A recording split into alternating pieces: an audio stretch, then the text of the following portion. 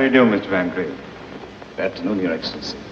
Very kind of you to receive me. Not at all. Oh, please, sit down. Thank you. I hope you'll forgive me, but we're so busy down here. Really, sometimes it looks as if the whole world is coming to hell. Frankly, I haven't had an opportunity to familiarize myself with your case. When did it happen, Mr. Van Cleve? Tuesday. To be exact, I died at 9:36 in the evening. I trust you didn't suffer much. Oh, no, not in the least. I'd finished my dinner. A good one, I hope. Oh, excellent. I ate everything the doctor forbade. And then, well, to make a long story short, shall we say, I fell asleep without realizing it. And when I awakened, there were all my relatives speaking in low tones and saying nothing but the kindest things about me. Then I knew I was dead. I presume your funeral was satisfactory. Well, there was a lot of crying, so I believe everybody had a good time. It would have been an ideal funeral if Mrs. Cooper, a friend of the family, hadn't volunteered to sing The End of a Perfect Day. You see, all my life I had succeeded in avoiding Mrs. Cooper's coloratura, and this undoubtedly was her revenge. Mr. Van Cleve, I can see that you have a sensitive, cultivated ear. Well, thank you. Then let me warn you. The music down here is anything but pleasant. Beethoven, Bach, Mozart, you hear them only above. Yes, I know. It won't be easy not to hear the old masters again. And there are several people up there I would love to see. Particularly one. Very dear one. But I haven't a chance. Have you tried? No, Your Excellency. I have no illusions. I know the life I live. I know where I belong. I would like to get it over as quickly as possible. Very well. If you meet our requirements, we'll be only too glad to accommodate you. Would you be good enough to mention, for instance, some outstanding crime you've committed? Crime? I'm afraid I can't think of any. But I can safely say my whole life was one continuous misdemeanor. My dear Mr. Van Cleve, a passport to hell is not issued on generalities. No, I'm afraid you'll have to wait until I have time to study your record. Now, look here. I have to see His Excellency, and no office boy is going to stop me.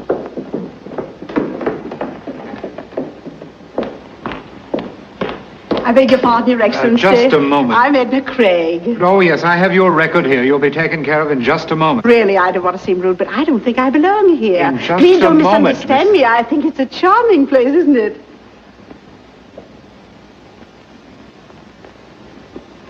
Henry van Cleve. You know Edna Craig? I'm sorry, madam. I seem to be at a loss. Oh, Henry, think back. Many, many years. The little brownstone house around the corner from the old Waldorf. Oh, Marmaduke Harrison's party.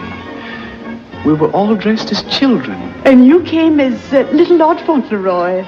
And they wheeled you in a baby carriage.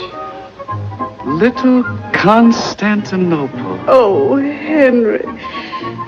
No girl in New York walked on two more beautiful legs than you. Little Constantinople. Well, Henry, I still walk. And on the same two legs. And I'm sure they're still as beautiful. Well, Henry, I'll let you be the judge of that.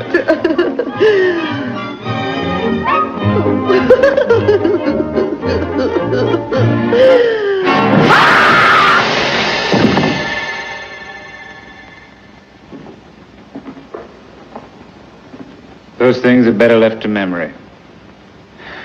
But I must admit you're beginning to interest me, Mr. Van Cleve. I think I can spare the time to listen to your story. Thank you, Your Excellency. Please sit down.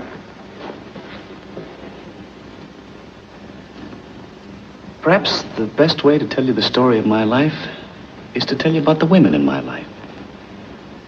Well, let's start with the first woman. My mother. A lovely lady, but prejudiced. She thought I was wonderful. She was the first woman I ever fooled. Then there was my grandmother. she was just as prejudiced as my mother. How is the little darling? Let me hold him. No, please, Mother Van Cleve, let the baby rest. You're just jealous, Bertha. I can't stand this any longer. I'm going to speak to Randolph about this. Yes, Randolph. First you take my son away, and now you want to alienate my grandchild. My diapers needed changing, and already women were fighting for me. What a way to start a man on the road of life. I was not even 2, and I already got involved in a triangle.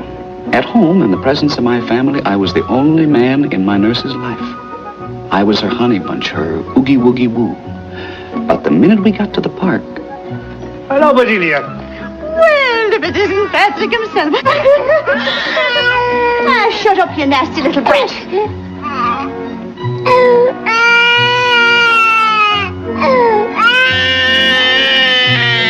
No wonder I became a cynic. My next lesson came from little Mary. Hello, Mary. Don't speak to me, Henry Van Cleve. You're a bad boy, and my mother says I shouldn't talk to bad boys. I bet you I don't know what I've got in this box. And I'm not interested, Henry Van Cleve.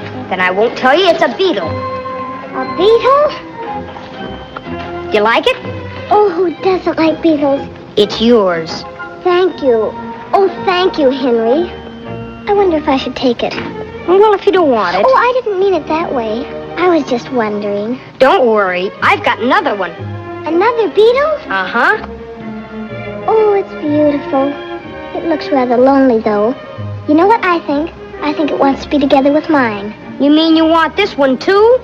Henry Van Cleve, do you think I'm the kind of girl that would take a boy's last beetle? Oh, that's all right. You can have it. Thank you, Henry. Now, if you want to, you can walk with me to the corner. From that moment on, one thing was clear to me. If you want to win a girl, you have to have lots of beetles.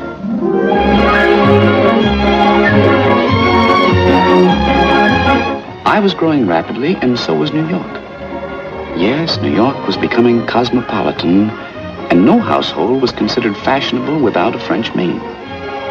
So one day, a Fifth Avenue coach stopped in front of our house, and out of the coach and into my life came Mademoiselle.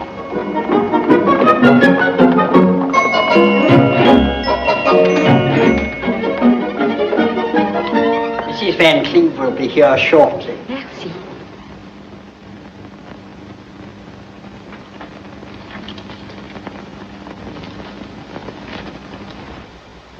That's Mr. Van Cleve. Oh, monsieur, charmant, charmant. This is Mr. Van Cleve's father. He lives here, too. Oh, grandpapa, sweet, very sweet.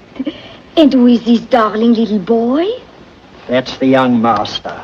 He's not so darling. Bad boy? Not good. Good morning. Bonjour, madame. How do you do, mademoiselle? Your name is, Yvette Blanchard. Yvette Blanchard. The agency tells me that you've just arrived from France. Oui. And are seeking employment in this country. Oui, madame. You have references? Oui, madame. May I see them, please? Naturellement. Voilà. Thank you. Oh, they're in French. Oui, madame. But believe me, toutes les références excellentes. Here, my last employer, Baroness Laird, wishes me to be such grand success in America that I shall never have desire to return to France. Oh, the French have such a continental way of expressing their gratitude. And here, référence from the Duc de Polignac. He considers the 2 years I spent in his house the 2 most happy years of his life. Oh, it sounds just like a duke. What about your wages? Maybe in beginning $20 a month would give satisfaction. $20 a month? You see, I've never gone higher than $14 a month for a personal maid. If I could only justify the difference. Let me see. Oh, Mother. Come here, dear. Mademoiselle, this is my little boy. Bonjour, mon petit. Hello. He studies French. Oh, mademoiselle, you must ask him something in French, but not too difficult. Oui. Avez-vous bien travaillé aujourd'hui, mon chéri? Huh? That's what I was afraid of. Now, be a nice boy and go. I have an idea that I want to discuss with mademoiselle.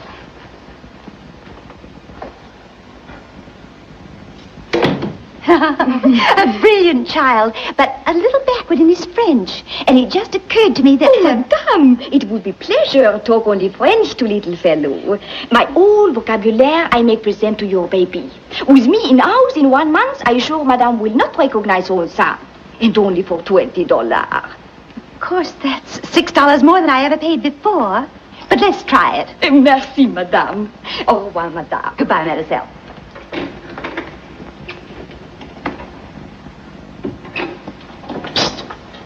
Hey.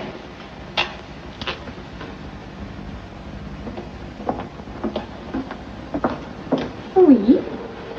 You're not going to work here. I'll see to that. What is the matter?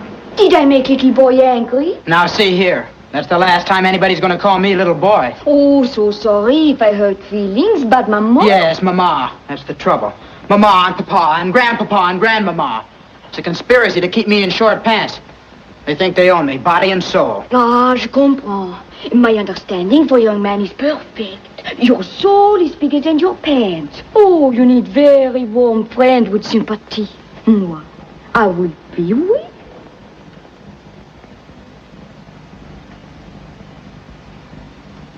I bet you couldn't guess in a million years what I have in my pocket. No, I do not know, but I'm sure it is something very bad, oui? Here. Oh, you smoke big black cigar? Sure, I'm going to smoke it. Any day now. Now we are very bad secret together, oui? That's nothing. I can tell you things that would rock Fifth Avenue to its foundations. Oh?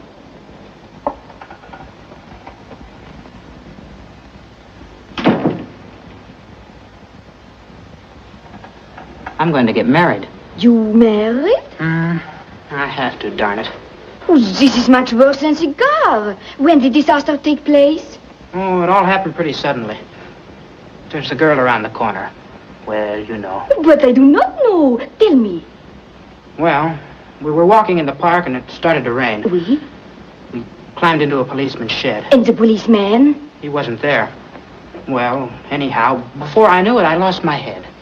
I don't know what got into me. I took her into my arms and then... And then? I kissed her. I may just as well face the consequences. Excuse my asking question. This might sound very childish to grown-up young man, but did you ever consider idea not marrying girl? It's out of the question. It would destroy me socially. I could never go to Harvard. Why, when my father kissed my mother, she knew what he meant, and he knew she knew it. Écoute, mon chéri. In your papa's time, Papa kissed Mama and then married.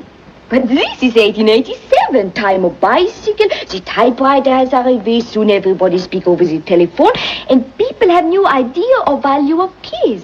What was bad yesterday is lot of fun today. There is a wonderful saying in France. Les baisers sont comme des bonbons qu'on mange parce qu'ils sont bons. This means kiss is like candy. You eat candy only for the beautiful taste, and this is enough reason to eat candy. You mean I can kiss a girl once? 10 times, 20 times, and no obligation. Now listen, are you telling me the truth or just trying to keep your job? I swear by the extra $6 I get from Madame. Gosh, this is a wonderful age I'm living in. Oui, so you do not have to worry about little girl. Oh, I've forgotten about her already. I guess I'm pretty blasé. Listen, Frenchie. What is it, my friend? If that's the way things are in 1887, what do you think's going to happen in 1888?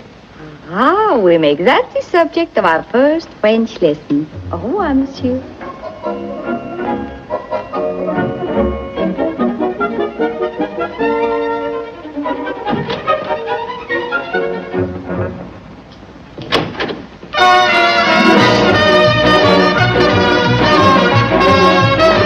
Mother? Yes, my baby. That girl is worth the extra $6.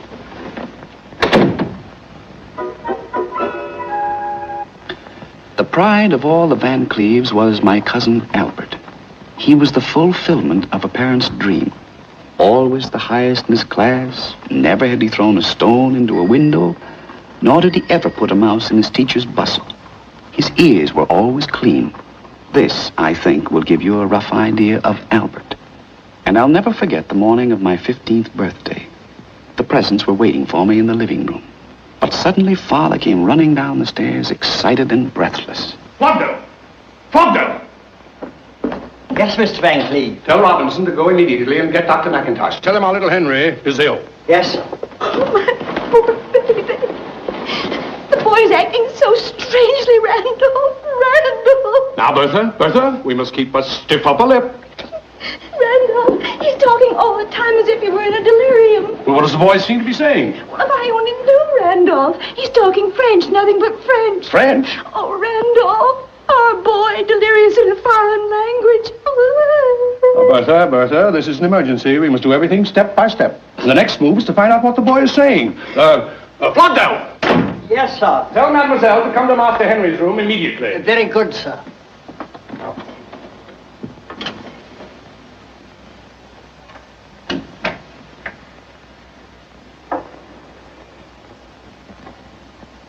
If only Grandpa would let me rub just a bit of garlic on his little chest. Stay away from that boy with your garlic. The boy's sick enough. Randolph, did you hear that? Did you hear that, Grandpa? I'm not deaf. The child's poisoned. That's what it is. Oh, Randolph, what shall we do? What shall we do? No, there's only one thing to do, Bertha. Keep a stiff upper lip. But that won't help that poor poisoned boy. If I had my way, I know what I'd do. A big glass of cold water right in that boy's face, and I think he'd start talking English. You go, you barbarian. Please. You You give him mustn't do pneumonia. that. Please, you mustn't do that. Oh, Mademoiselle. Did Madame send for me? Yes, Mademoiselle, our little Henry. He's sick? Yes, Mademoiselle. Oh, excuse, Madame, I'll be right back.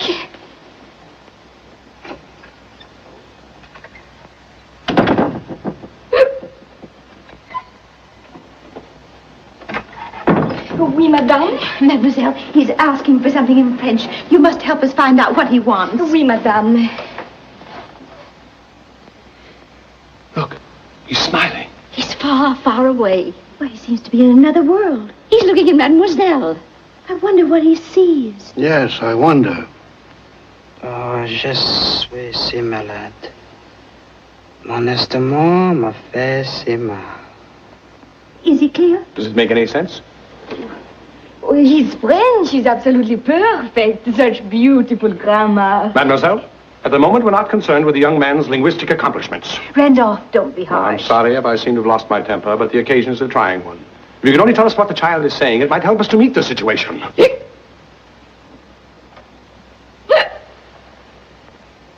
Must be contagious disease. Son, step out with me a moment. Good morning. What's going on? Now, son, you still don't know what's the matter with that boy? Well, Father, I wouldn't presume to make a diagnosis. After all, I'm not a man of medicine. Randolph, how old are you? What an odd question, Father. I'm 43. Well, I think you are definitely old enough to be told the facts of life. What are you driving at, Father? Now, son, don't look at me with those big wandering eyes. It breaks my heart, but I'll have to shatter your childhood illusions. Randolph, my son, there is no Santa Claus. And that child of yours... Listen, don't you really know what's the matter with him? You get out of here. Bertha, what is it? Randolph, call the police. Yes, call the police. You want to make you know. Quiet. We don't need the police. Bertha, Mother, I wish someone would take the time to explain to me what this is all about. Believe me, monsieur, the excitement is greatly exaggerated. How dare you speak? Have you no shame? Please, Grandpapa. Don't you call him Grandpa. Girl. You are shut up, you Grandpa. Go ahead, call me Grandpapa. Merci, monsieur. Merci beaucoup, monsieur. You are very kind. Yes, I'm very kind, but you'd better go and pack your things now.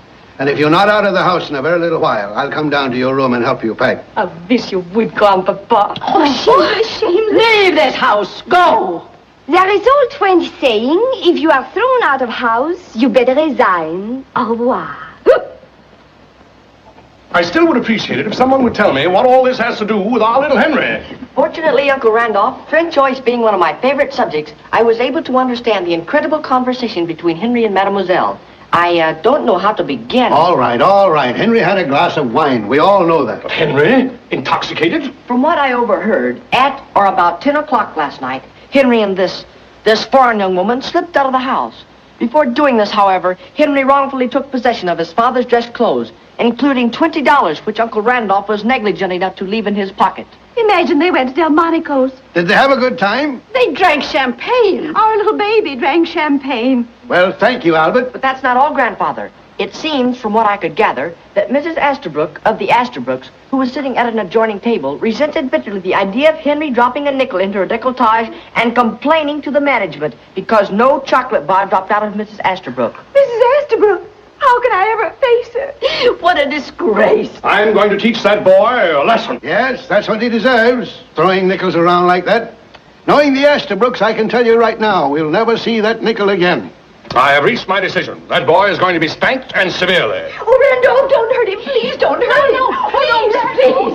He's such a baby. Well, I assume there will be no further birthday celebration. I'm afraid not. I believe I can utilize this time very beneficially, so I'll say goodbye. Goodbye, Albert. You're a real credit to the family.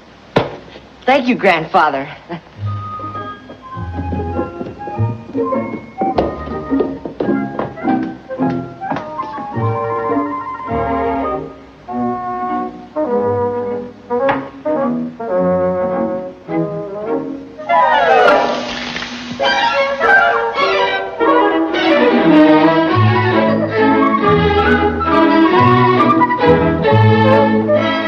It was a Sunday morning, the day of my 26th birthday. Oh, that boy.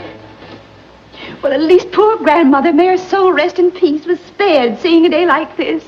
Oh, Randolph. Randolph, where can he be? Where can he be? Now, Bertha, I'd like to give you some consolation, but all I can say is chins up. Oh, Randolph, where does he get it from? I give up, Bertha. I never gambled in all my life. I never got entangled with any girl until I met you. Randolph, you call it entangled? I mean, you entangled my heart. Oh, of course, Randolph, we entangled each other's hearts. Believe me, Bertha, I never knew what a musical comedy girl looked like. Well, what can he possibly derive from their company? To me, they were creatures from another planet. Where does he get it from? Nobody in our family was musical. To this day, I wouldn't know how to find the stage entrance to a theater. It's always around in the back, up an alleyway. There's a sign over the door, stage entrance. You can't miss it.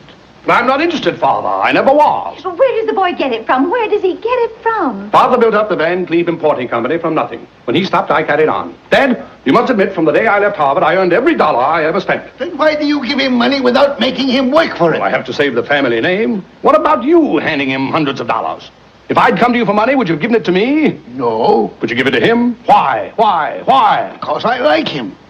Does it mean by any chance, Father, that you don't like me? Son, I love you. Now shut up and leave me alone.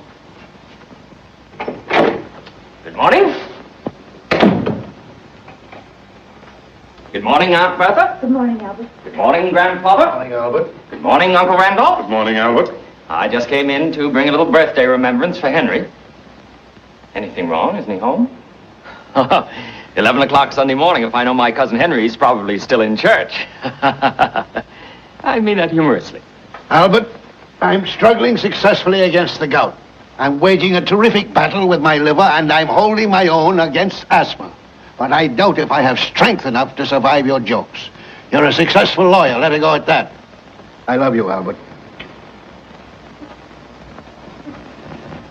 It was sweet of you to drop in, Albert. I hope you'll be here tonight. Thank you. I hope so, too. Otherwise, I'd be in the most embarrassing position as far as my future in-laws are concerned. Oh, we're so eager to meet your fiancée. How does she like New York? Yes, is she enjoying herself? Well, she's only been here 2 days, so naturally the impression is overwhelming. I took her to the aquarium, we rode up and down the elevator in the Flatiron building, and naturally we ended up in Grant's tomb. Naturally. And her parents? Oh, yes. How does the big Kansas City butcher like New York? Now, Father, please. I assume that you're referring to my future father-in-law, who happens to be one of the great meat packers of our time. Yes, Father Van Cleve. Don't you realize that every piece of beef we eat comes from one of Mr. Strable's many, many plants? Does that include the steak I fought 10 rounds with last night? Grandfather, you don't seem to have any idea of the importance of Mr. Strable. He created the most famous character in American advertising, Mabel the cow. You've seen her, Father, on billboards. That big, happy cow, smiling at you over the fence and saying in big letters, how does it go? To the world, my name is Mabel, which you'll find on every label. I am packed by E.F. Strable for the pleasure of your table. No cow in its right mind could have said anything like that. Sounds more like Mr. Strable. Grandfather, please, I beg of you. The family understands your humor, but it's a typical kind of New York humor. In other words, it's not for yokels, huh? I beg your pardon, sir. Mr. Henry just came home. He went directly upstairs.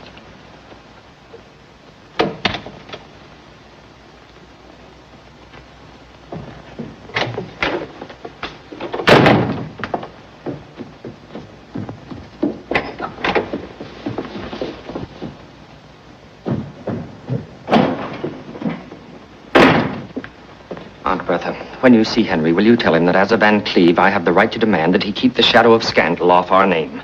You see, my future in-laws are, so to speak, pioneer people, and... Packed by E.F. Strable for the pleasure of our table. Holy smoke! Goodbye, Aunt Bertha. Goodbye, Albert.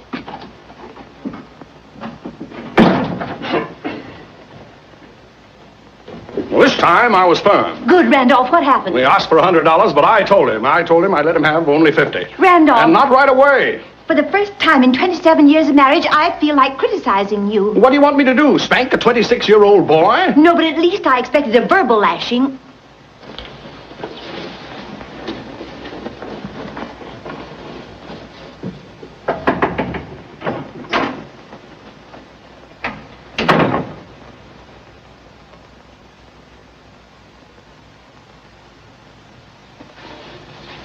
Are you all right, my boy? Yes, Mother. Many happy returns of the day. Oh. Mother, I'm sorry if I made you unhappy. Oh, Grandfather and Father and I are worried to death about you. You don't give your family a single thought. All you think about is having what you call a good time.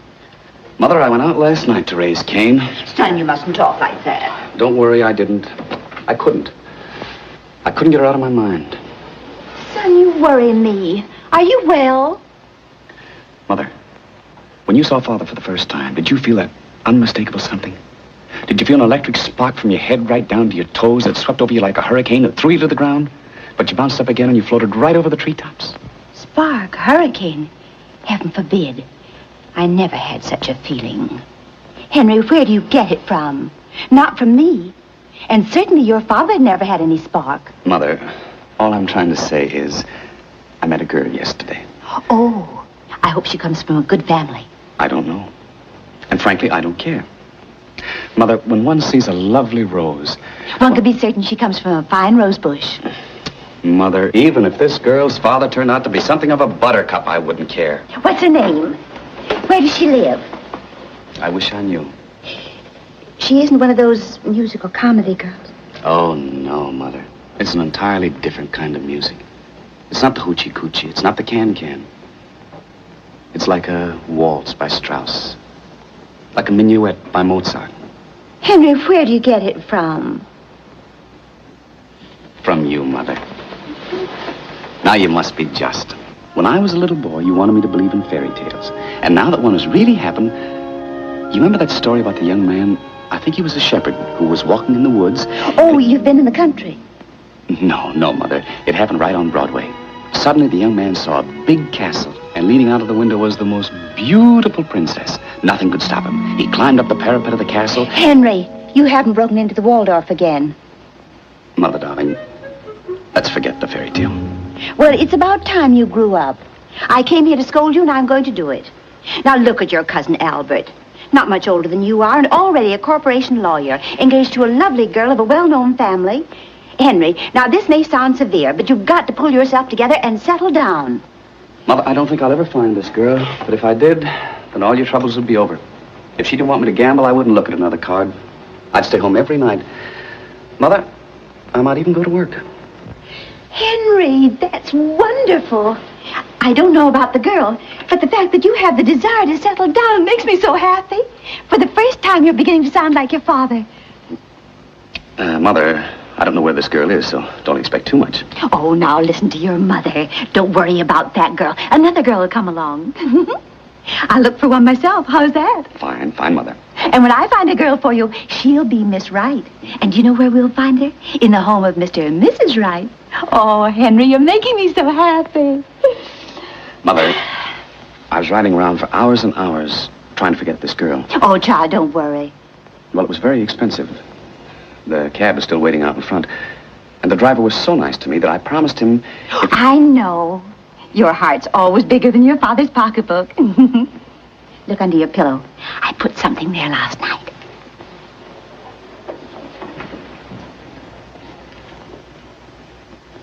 Oh, Mother. Sometimes I wonder if you're not spoiling me.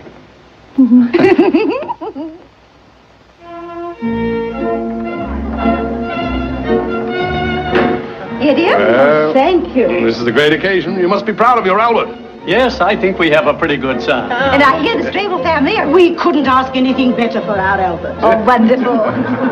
Mr. and Mrs. Strable and Miss Strable.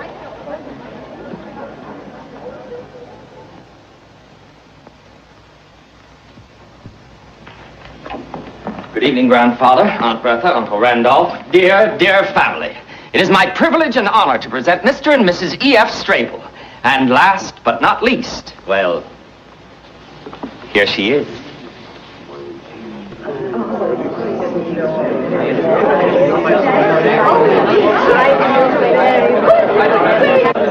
How do you do, madam? How do you do? I can't tell you how much I've been looking forward to the pleasure of meeting you.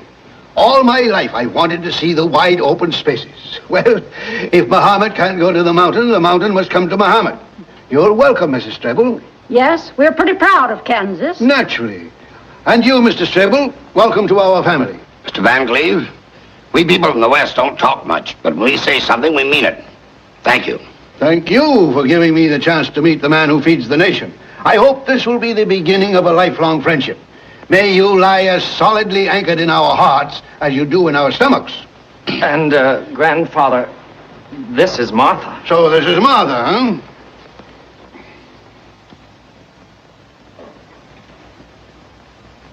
Well, Martha. Yes, Mr. Van Cleve? Grandpa. Yes, Grandpa. If I were about 50 years younger, I'd take you right away from that splendid young man you're going to marry and who's going to make you a wonderful husband. Kiss your grandpa.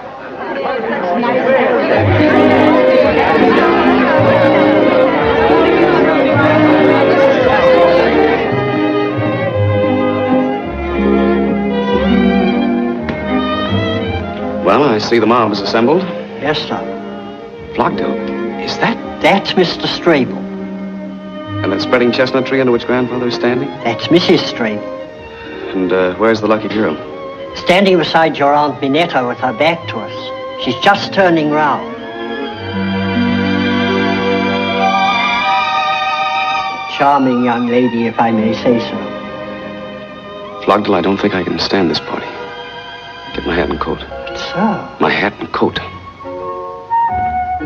Henry, there you are. Many happy returns. Thank you. And now it's about time for you to come and meet the Strables. Where are you going?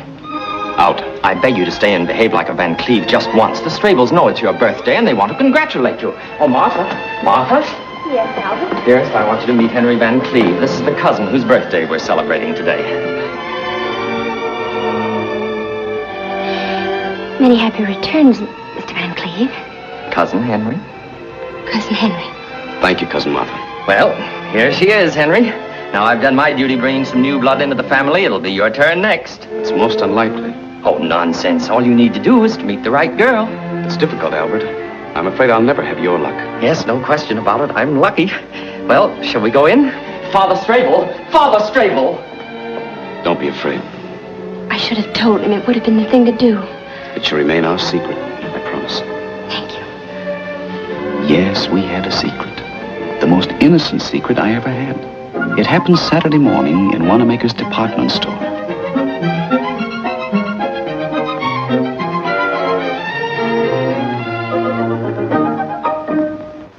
Hello, Mother. I'm at the hairdresser's. They're still doing my hair. Yes? Oh, yes.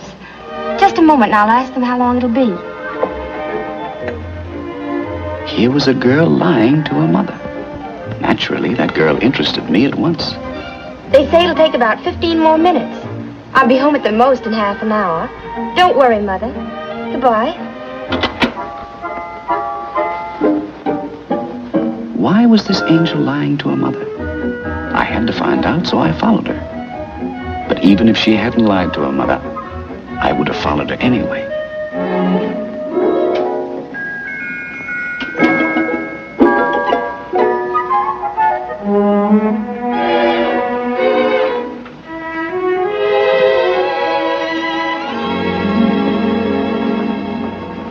help you, miss?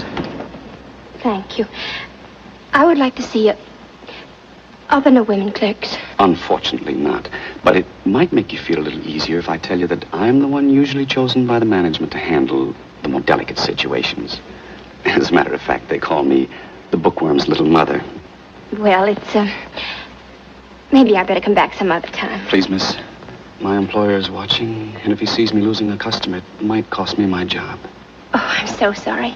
Naturally, I wouldn't like to deprive you of your livelihood. Oh, thank you, thank you. Thank you again and again. Well, the title of the book is, Yes? I saw it in the corner of the second window. Between To Have and To Hold and When Knighthood Was in Flower.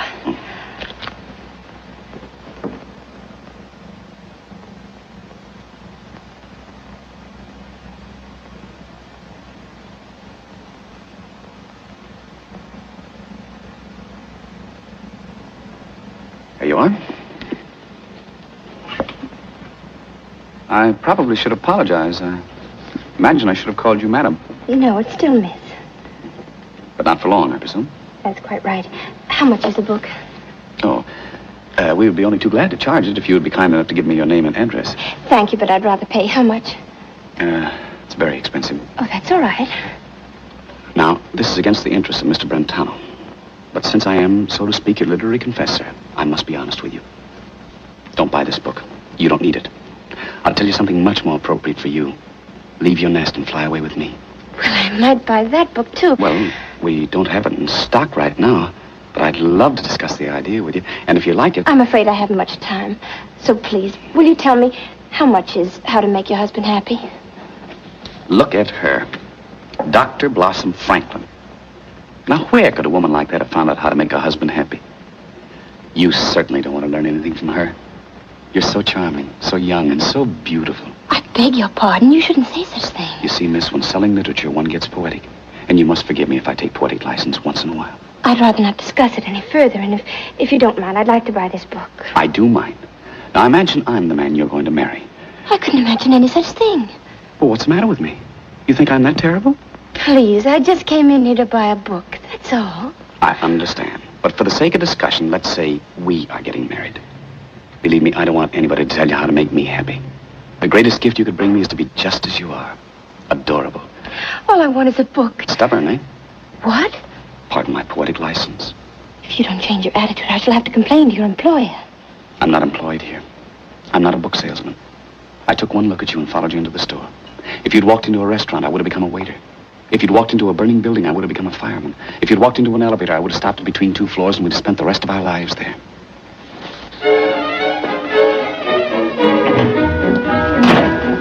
Please forgive me, but you can't walk out of my life like that. I think your behavior's outrageous. It's mad. I must insist that you leave me at once. Never, never. Ain't annoying you, miss? If he is, just say so. I'll take care of him. Am I annoying you? Tell the officer. No, the gentleman was just saying goodbye. Well, goodbye. Goodbye. This was our terrible secret.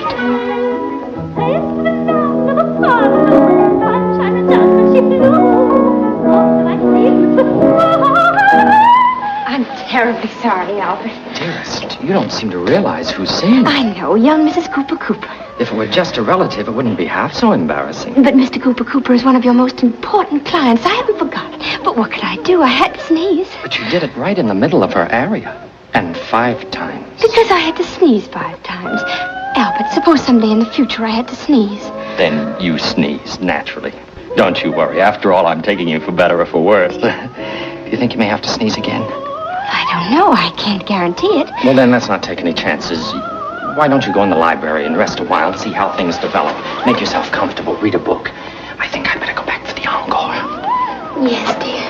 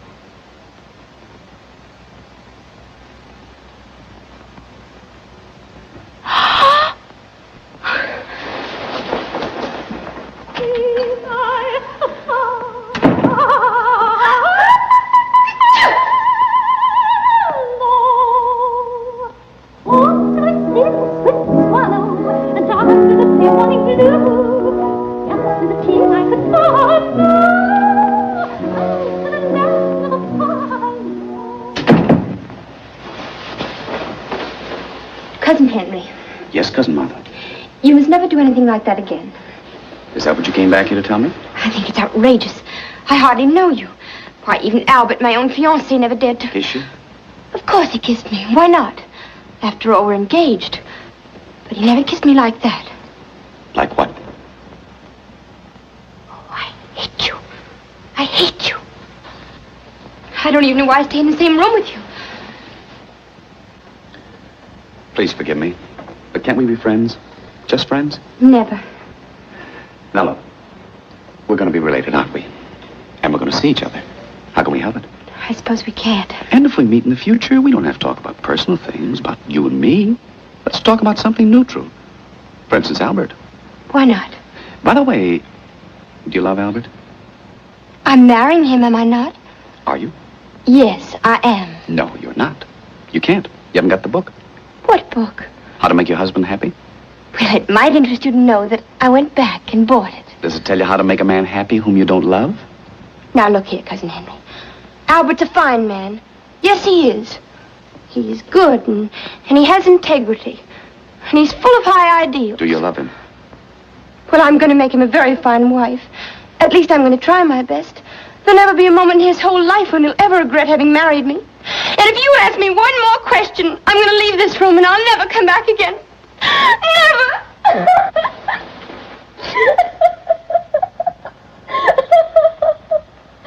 I still can't understand it. An angel like you and Albert, it doesn't make sense. Why do you want to marry him? Well, you see, I always wanted to live in New York. I don't want to say anything against Kansas, but life on my father's estate. Don't misunderstand me. We have all the modern conveniences and luxuries, but... Oh, you don't know Father and Mother. Well, I've only just met them. Don't you think they're sweet? Well, yes, very sweet. Yes, they are. But it's not very easy to live with them. You see, most of the time they don't talk to one another. And whenever a young man... And there were some very nice ones. Oh, I'm sure of it. If one of them asked for my hand and my mother said yes, my father said no. And when my father said yes, my mother said no. But Albert came at one of those rare moments when they were both on speaking terms. And if I hadn't said yes, who knows when my parents might have been talking to each other again. I might have spent the rest of my life in Kansas. Don't misunderstand me. I love Kansas. It's just that I don't feel like living there. Besides that, I didn't want to be an old maid. Not in Kansas! Well, you're going to live right here in New York, and you don't have to marry Albert. I don't know what you're talking about. Yes, you do. You're going to get married, but not to Albert. And yet you won't even have to change the initials on your linen. You're going to marry me. Oh, we can't do that. How can I marry you? I'm not even engaged to you. Martha, do you love me? Why, I hardly know you. You don't need to know anything when you love. Love needs no introduction. You love or you don't love. You're mad. You don't know what you're saying. You must be out of your mind. Do you love me or don't you? Trying to take away the fiancé of your own cousin, causing a family scandal. Do you love me? Yes.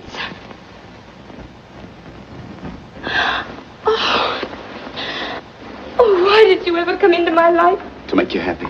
To hold you in my arms forever. I'll never be able to look my father in the face. I'll never be able to go back to Kansas again. Isn't that wonderful? Oh, I wish I were dead. Look, let's get away. Let's get married immediately, right away, tonight. You mean elope? That's what I mean. But where would you go? Oh, I never did such a thing before. I feel so helpless. I haven't got a thing with me.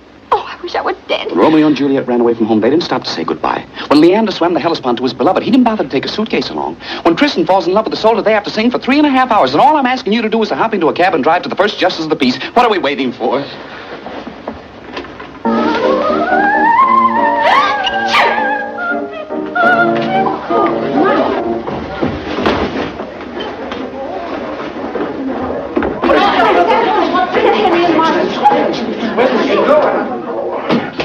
What happened? They left in a cab. They're going to get married. Married? Frederick! Oh, Randolph, where does he get it from? Now, Bertha, keep a stiff upper lip. Sir, I am still too dazed to express myself clearly, but I assure you that the sentiments of our family are with you. If this happened at home, my husband would jump on a horse and lasso them back. Don't you tell me what I would do. But there's one thing I am going to do. Disinherit her. She'll never see another nickel of mine. We came here from Kansas a happy family. Well, anyway, a family. We loved our Martha. Don't mention her name again. And if she comes crawling back to me on her knees, she'll find the door closed. And don't you open it. Please, dear family, thank you for your efforts to comfort me in my bereavement. But I feel there are others who need even more consolation than I do. Uncle Randolph and Aunt Bertha, you will have to forget as the years pass by that you are the parents of the guilty party. And you, Mr. and Mrs. Strable, well, there's very little I can say to sustain you. And to you, Mrs. Cooper, I offer our deepest apology for the unfortunate interruption of your beautiful aria. I would like to go on, but straight's too much.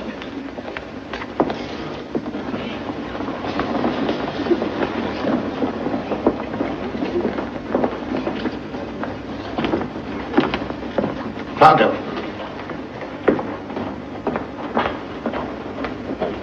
Do you know where they were going? No, sir. Pronto, we've been together for 30 years. You've never lied to me. Now tell me, do you know where they were going? Yes, sir. Get your hat and coat. Very well, sir. Get a cab and tell the driver to go like lightning. Very well, sir. Pronto, I think they should have a honeymoon, don't you? I think so, sir. Hurry. She was packed by E.F. Strable to be served at Albert's table. But that Henry changed the label. That's poetry. In the next 10 years, old houses were torn down. New houses rose taller and taller. New York was changing all over. But our marriage had lasted just like our 2-story gray stone house.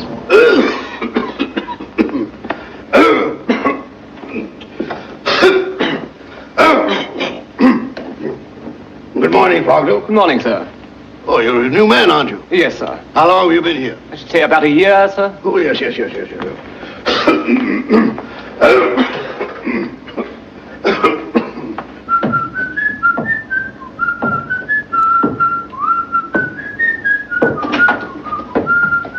Jackie, Good morning, Daddy.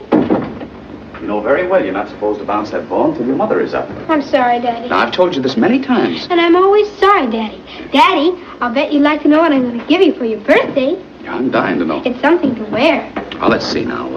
Is it a tie? I'm not telling. I'll give you a hint. It has 22 colors in it.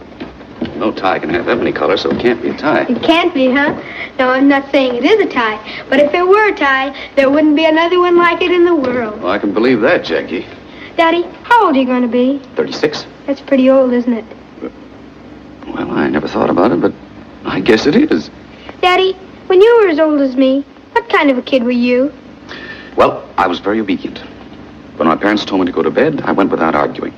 I did my schoolwork, brushed my teeth every morning. Gee, Daddy, I guess you were a wonderful boy. Well, I suppose I was. And old Grandpa must be a terrible liar. Well, goodbye, Daddy.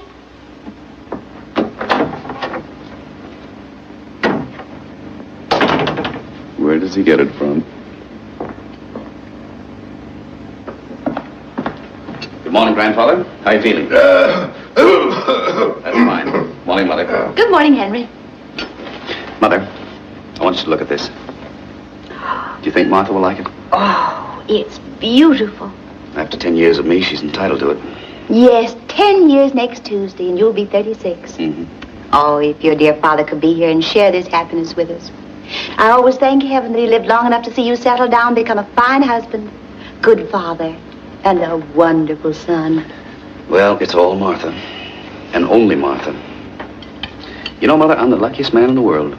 Yes, she's a fine wife, and she has a good influence on you. She's pretty lucky herself. Yes. Don't be a mother-in-law. By the way, isn't she coming down to breakfast? I didn't go into her room. The opera lasted until after midnight, so she's probably tired.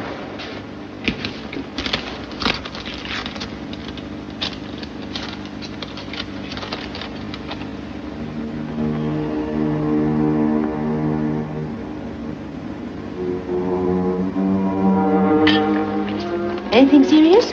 No, nothing. Excuse me. I'll be right back.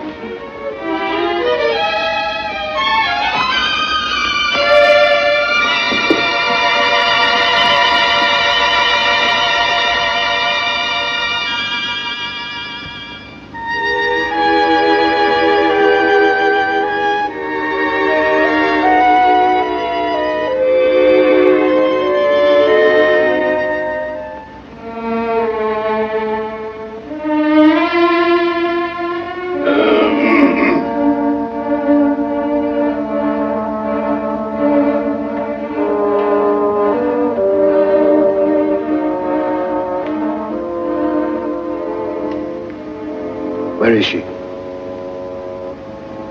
Let me see that telegram. It's just something personal. It has nothing to do... So, you don't trust me anymore, hmm? I'm getting too old.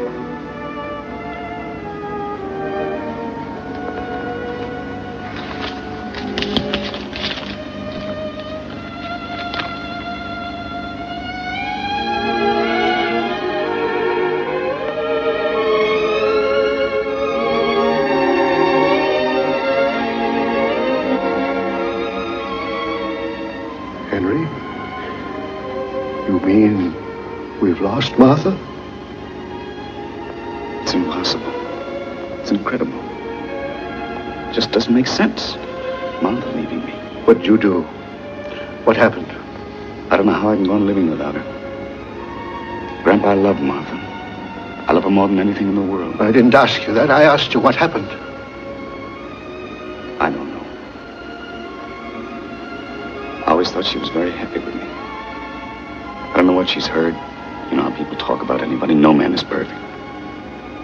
But running away like this, believe me, I can't see any reason for it. If a woman like Martha runs away from her husband, there must be a reason.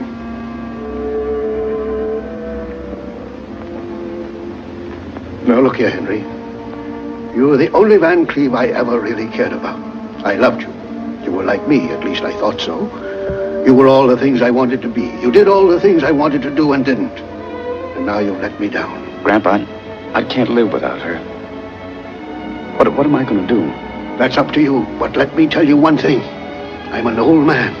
I might have to go any day now. And if you can't make Martha forgive you, I'll be waiting up there right in the entrance. And if you ever dare to climb up that ladder, I'll hit you on the head with a baseball bat.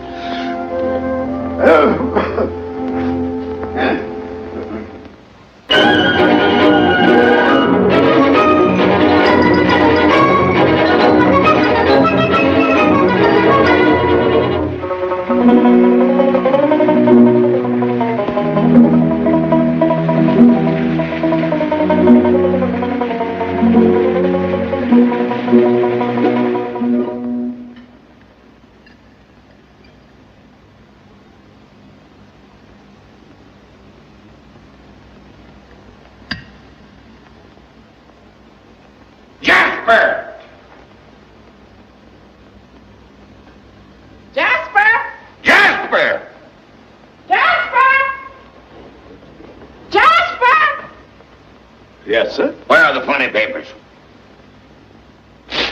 Boss, when you see he was... Get them and get them right now. Yes, sir.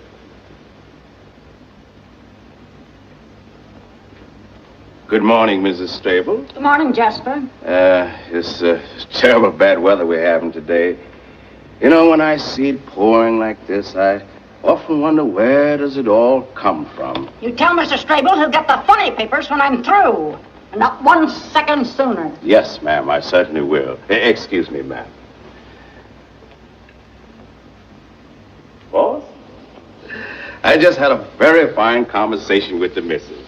And she says if you just be good enough now to give the matter a little patience, as soon as she finishes the cats and jammer kids, I think I came down especially early this morning to find out if the captain got out of the barrel. This goes on every Sunday. And I'm not going to stand it anymore. Jasper! Excuse me, Mr. Strable. Yes, sir? You can tell Mr. Strable the captain got out of the barrel. Boss! Boss! Got good news for you. The captain is out. Ain't that fine? Now you can have a few more cakes. Just a couple. I can't see how he could get out of that barrel. Why, that barrel had wooden slats nailed down on the top and the bottom, and there were steel bands all around it, and they left it in the middle of the desert. Now, how could he ever get out of it? You eat your cakes while they're nice and hot. In the meantime, I'll see what I can find out.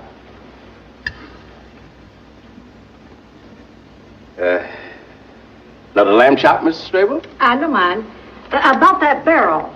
The way he got out of it was, a friendly snake came crawling. Don't tell me! You know it's no fun unless I read it myself. What are you trying to do? Ruin my Sunday? Will you tell Mr. Strabo I was talking to you? Jasper? The snake came crawling along in the desert, wound itself around the barrel, and then crunch! I can't live in this house any longer!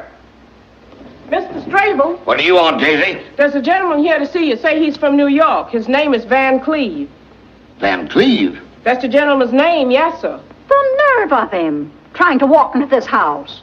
Tell him back where he came from. Yes, Van Wait a Cleve. minute, Daisy. Yes, sir. Maybe I want to see Mr. Van Cleve. And if I want to see him, he'll come in. And if I want him to stay here, he'll stay right here.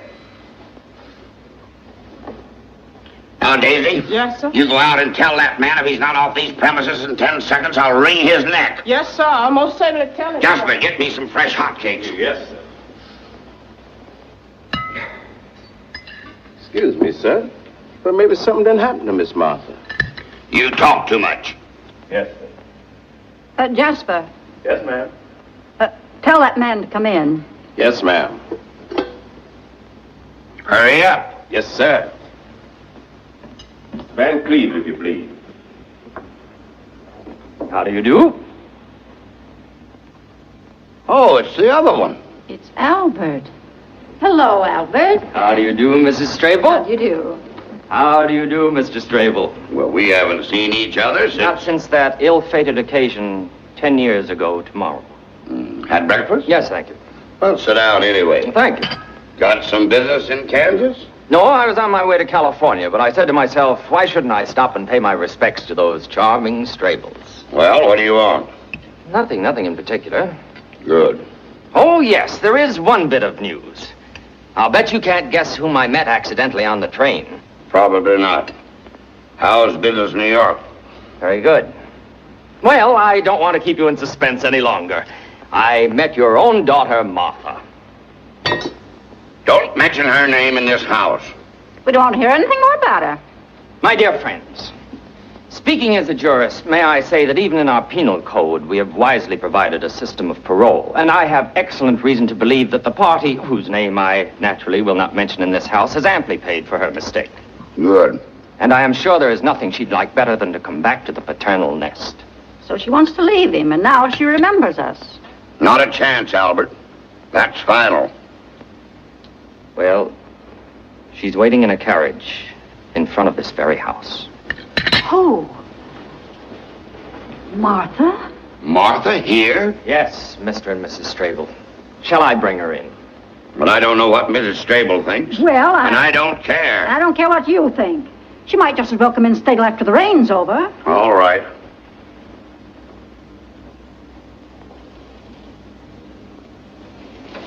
Oh, Martha! Martha!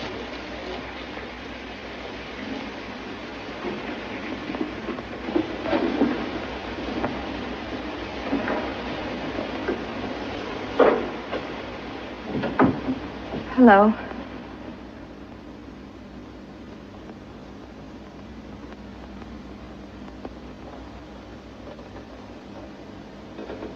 Hello, Father. Hello. Hello, Mother. Hello, Martha. Welcome home, Miss Martha. Thank you, Jess. We all missed you. Get out of here. You talk too much. Well, I assume there are things between daughter and parents that are better left to the daughter and to the parents, if you'll excuse me.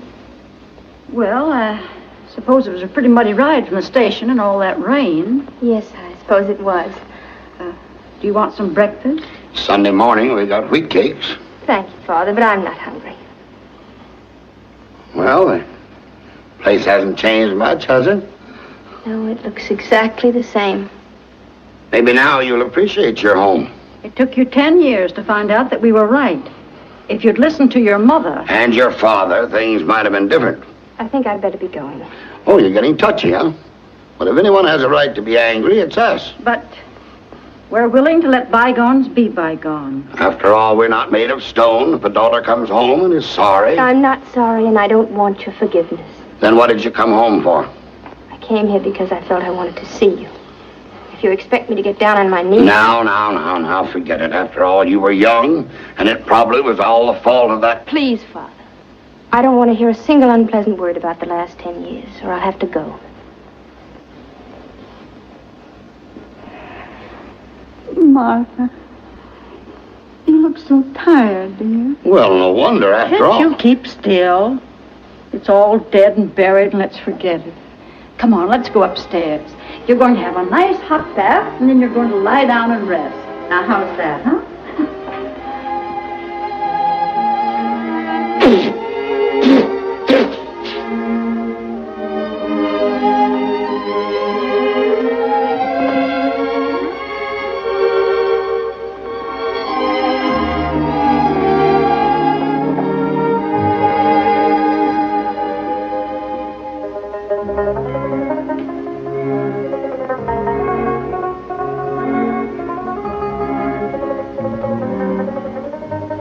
So he really got out of that barrel. Well, what do you think of that?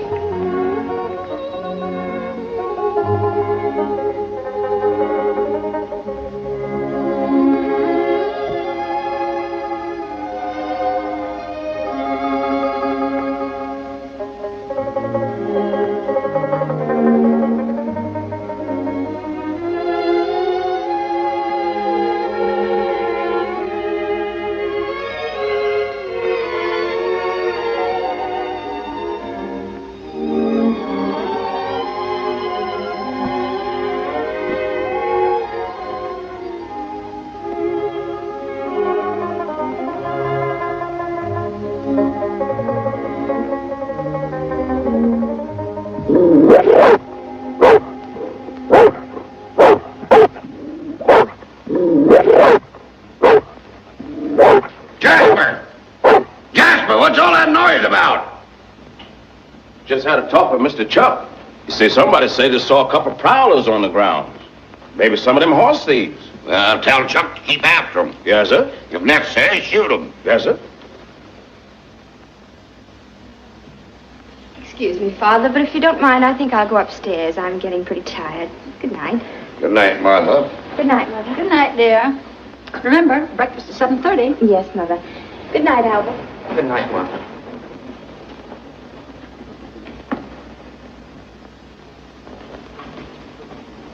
Martha. Well, Martha, I want you to have a restful night. And why not? Your troubles are actually over. I suppose you're right. I know I am. You paid for your mistakes and paid dearly.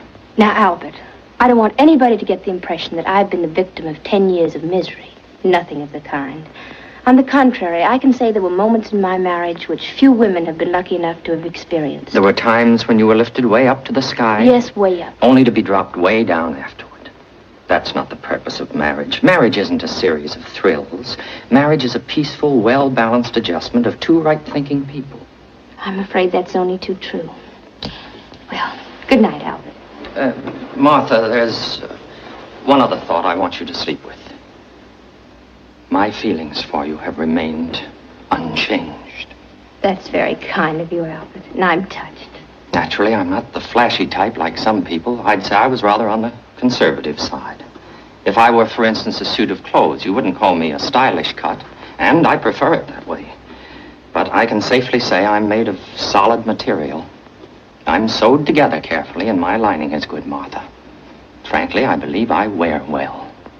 I'm not too hot in the summer, and I give protection in the winter. Need I say more? No, Albert. You've given a complete and accurate description of yourself. Good night. Thank you, Martha.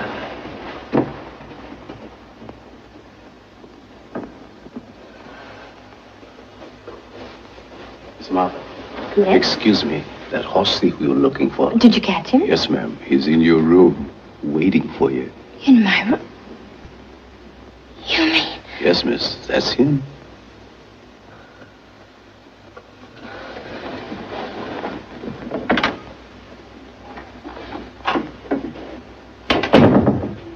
Martha, darling, sweetheart. How could you do a thing like this to me? Don't you realize what I went through? Oh, Henry. Running away like that without a word. Can't you imagine how I suffered? How could you do this to me? Oh, Martha, Martha.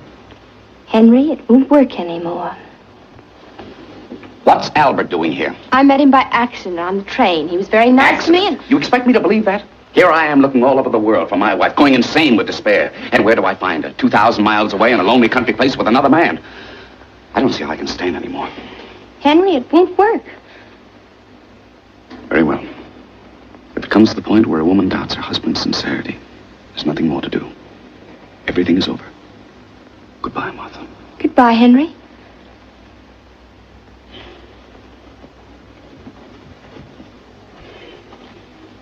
Martha, I really mean this. I'm going. I know you mean it, Henry. All right. Just give me 5 minutes to pull myself together and you'll never see me again. Never, never. Oh, Henry, I know your every move. I know your outraged indignation. I know the poor, weeping little boy. I know the misunderstood, strong, silent man. The wounded lion who's too proud to explain what happened in the jungle last night. So I'm fake. I'm false. I'm cheap. Oh, Henry, please. I know I brought you nothing but unhappiness. You know that's not true. Oh, so we had some good times together. Some wonderful time. Well, then what do you want? What did I do? Even a murderer has a right to defend himself. You can't hang a man without evidence. I know. If I only knew what particular thing is in your mind. Have you seen that Minetta recently? Yes, of course I've... Oh, well, now everything is clear. This is something I didn't even want to mention to you. It's so unimportant. When she saw me, yes, I was at the plaza having tea, and at the table with me was a very handsome young woman, but believe me, there was nothing to it. I would have come to and explained to you myself. But you didn't want to make me uncomfortable, even for 1 second. Yeah, that's right, darling. That's exactly right. Henry, it won't work. And besides, Aunt Minetta didn't say one word about you. And as for the very beautiful young lady at the plaza... Darling, I can easily explain that. Oh, I know you can. You're a master at that. All right. I'm fighting a losing battle. I don't love you. I never loved you. I love everybody in New York more than you. There you go again.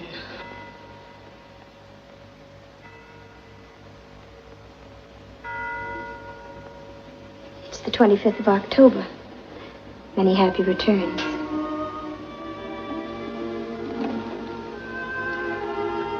Thank you, Martha. But it's something much more important than my birthday. It's our anniversary. 10 years ago today, I was almost as much in love with you as I am right now. It's very difficult for a woman to send her husband away on their 10th anniversary. Especially when he speaks as beautifully as you do. But I must do it. All right, darling. I know it's all over. I'm sure you'll find someone else who will be really worthy of you. But let's pretend, just for a minute. Happy anniversary.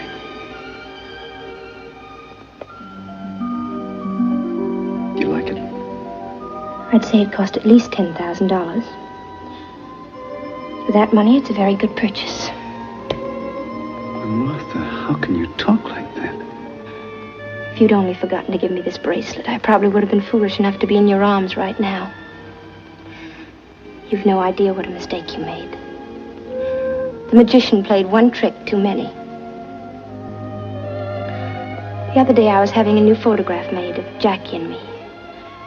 I wanted to have it the right size to fit into your wallet. So I slipped into your room. This fell out of your wallet.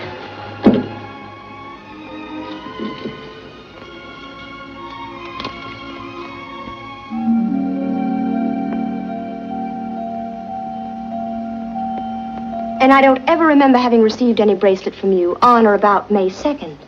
Oh, so that's what it's all about. And to think that you went through all this just because the jeweler made a mistake. And that's what the whole thing is, a mistake. Naturally, I didn't buy a bracelet for $500. Has Cartier ever made a mistake in any of our bills before? Darling, I love you. I think you're the most beautiful, adorable thing in all the world. Do you really believe there's any woman good enough to take me away from you? And if there were such a woman, do you think she'd be worth only a $500 bracelet? Henry, Darling, I'll make you a bet. If Cartier doesn't admit that this whole thing is a terrible mistake... Then you won't buy there anymore. Henry, it won't work. Grandpa! Martha, my darling. Well, come on, let's get started. Let's pack. Grandpa, what do you mean? Well, naturally, you're going back with us to New York. Well, what are you staying there for? You're making a pretty bad job of it. Come on, sweep her off her feet or we'll miss the next train. If I can't make her happy, then I don't want her to come back. Yeah, that's better. No, I mean this seriously. Well, that's why it's good. Look, Martha, let's face it. You want a divorce. I see no other way. What about Jackie? Naturally, I want him. I think you're right. I think you should get away from me. Oh, I didn't mean it that way. But I did. I adore the boy, and therefore I think he shouldn't be with me. Well, I don't think a child should be deprived of his father. Do you want him to grow up to be another Henry van Cleve? And on his 36th birthday, make his wife as unhappy as I've made you? Are the rest of your things in the closet, Martha? Yes. For instance, do you know what our little Jackie did the other day? What? He bought some ice cream for a little girl. Well, what's wrong about that? I think it's charming. But the girl he bought the ice cream for was not the girl he should have bought it for. It wasn't? No. The little devil. And when the one little girl found out that the other girl... Well, that boy got himself into such a mess. Oh, if I only could have been there. You should have seen our little Jackie trying to get himself out of that situation. Did he? Yes. Little girl likes him better than before. Good. What a child. Believe me, he is a problem. I suppose so. But when he comes and makes up his little stories, you know they're just little stories, but he wants you to believe them so badly that you wish you could. And finally, what can you do but...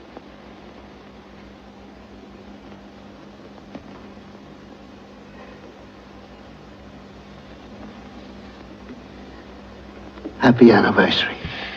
I'm still too confused. I've got to collect myself. Give her time to make up her mind, Grandpa. She could do that on the train. But what am I going to say to my parents? Send them a telegram. You mean sneak out of the house in the middle of the night? Exactly. Like burglars? Like thieves. We did it once before. Why shouldn't we do it again? How many people are lucky enough to have the thrill of eloping twice in one marriage? That's it. And how many women love their husbands enough to forgive them and take them back and start all over again? Good. And how many men love their wives enough to lie and say they're guilty when they've really done nothing wrong? Careful, Henry, careful. Well, at least nothing that amounts to very much. I wouldn't go any further into that. Oh, come, we'd better get started. I'll see if the coast is clear.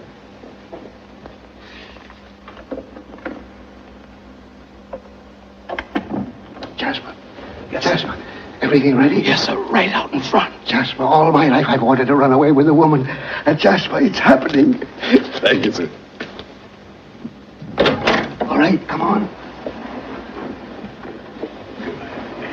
Goodbye, Miss Martha. Goodbye.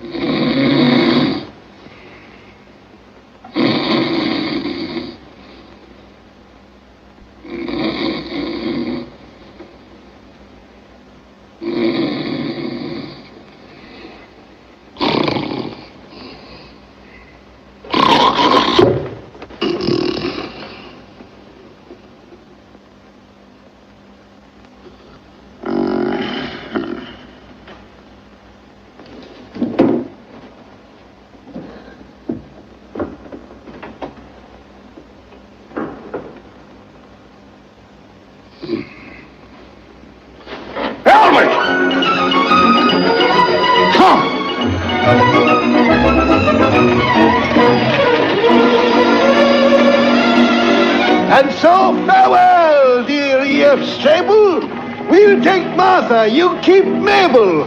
Yippee!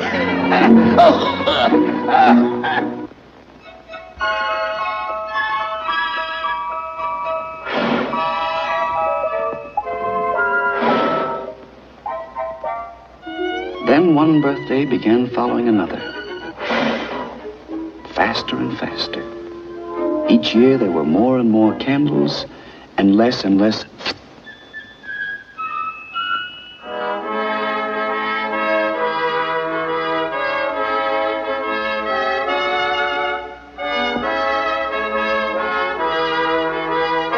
Yes, I became 45. Then came 46, 47. And I stopped counting. On one of these birthdays, Martha and I, just the two of us, went to the Follies. I'm the sheep of Araby. Yes, indeed, he's the sheik of Araby. Your love belongs to me. We're in love, as you can see. At night when you're asleep. Late at night when the moon is shining bright. Into your tent creeping when we're asleep. The stars that shine above, way high in the sky up above, will light our way to love. Will light our way to love. You'll rule this land with me. How happy we will always be. The Sheik of Araby.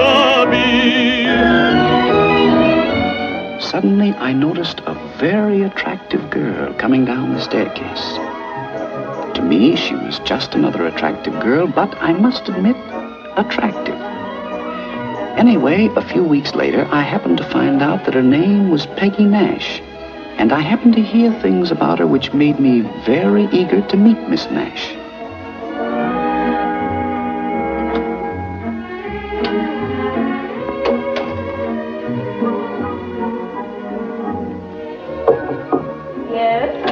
Mr. Jones to see you. I'll be out in a minute.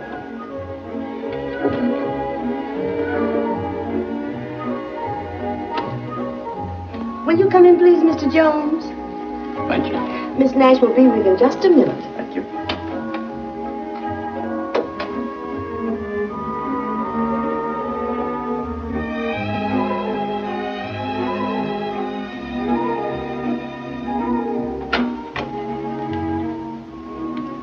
How do you do, Mr. Jones? How do you do, Miss Nash? Won't you sit down? Thank you. Thank you so much for those beautiful, beautiful roses.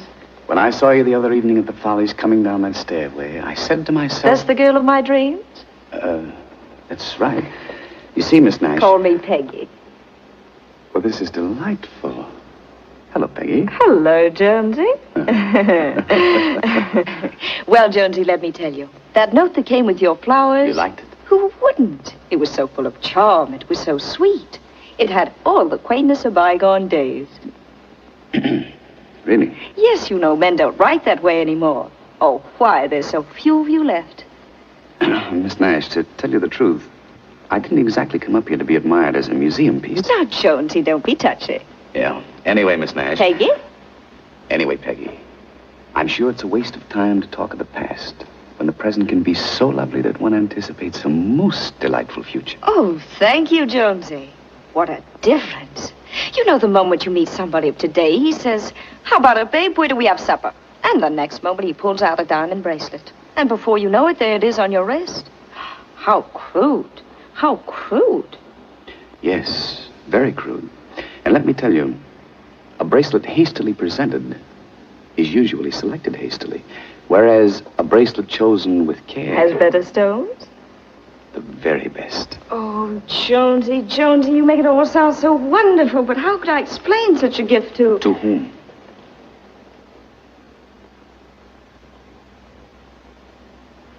Oh, friend of yours?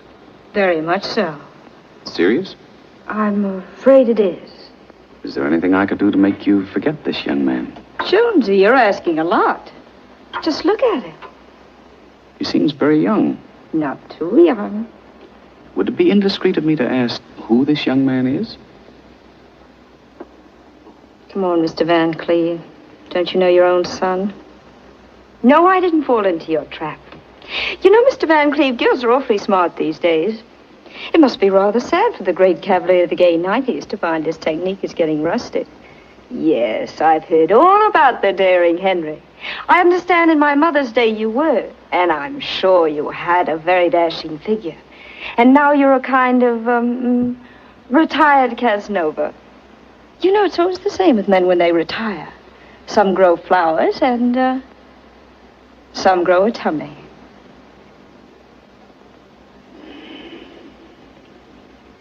Miss Nash, my son means very much to me. He means very much to me, too.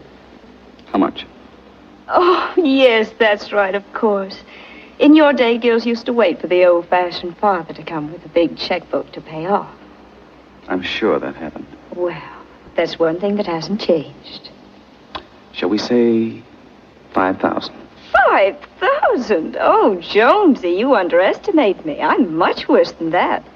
To get rid of somebody as terrible as me is worth, well, I'll make you a bargain. $25,000.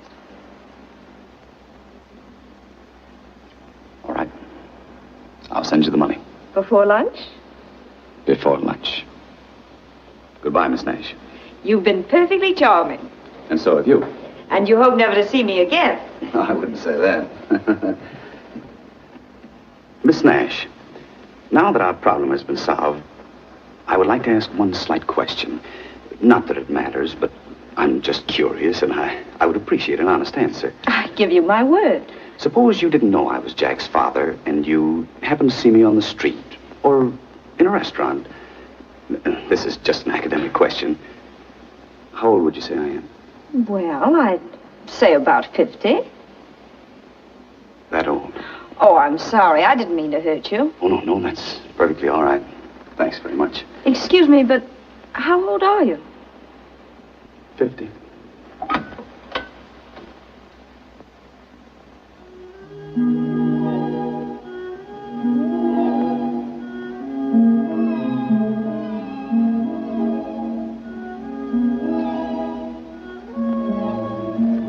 No wonder you get those headaches.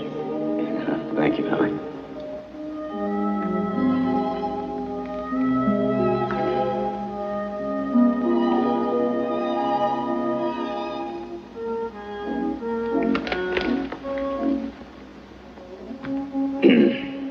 Martha, this is going to be a bit unpleasant. I've tried to keep it from you for some time, but now I think I'd better tell you. I know. You don't love me anymore. Now, darling, don't try to be funny. It's about Jack. Now, will you please stop worrying about Jack?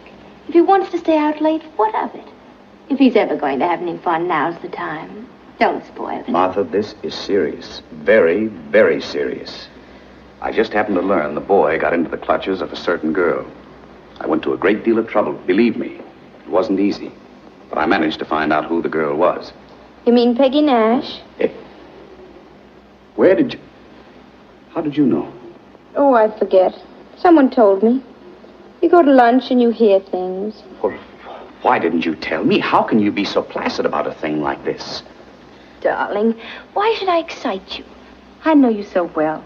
Certain little things get you all worked up and then you don't sleep. Then you have to take a pill and then you don't want to take a pill.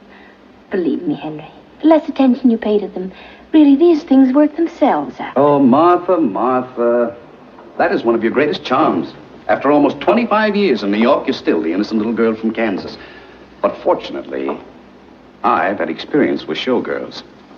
And it's a father's function to save his son from the mistakes he made.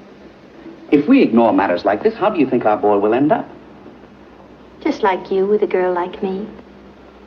No, darling. Never. Where would he find anybody like you? He couldn't. He won't be that lucky. Aren't you sweet? I have no illusions about myself. Martha, if I hadn't met you, I hate to think where I'd be right now. Well, probably outside some stage door, or even inside the dressing room, and having a wonderful time. Oh, no, darling. Come on, give me a kiss. No, let's worry about it anymore.